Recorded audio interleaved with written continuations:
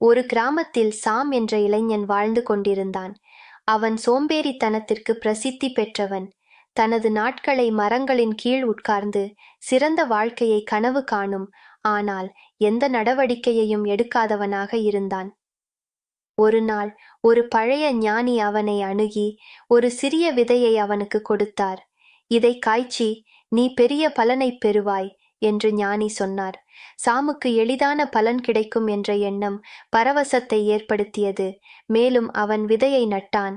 நாட்கள் வாரங்களாக மாறின, ஆனால் எதுவும் நடக்கவில்லை. வெறுப்படைந்த சாம் தனது சோம்பேறித்தனத்தை தொடர்ந்தான், விதையை கவனிக்கவில்லை.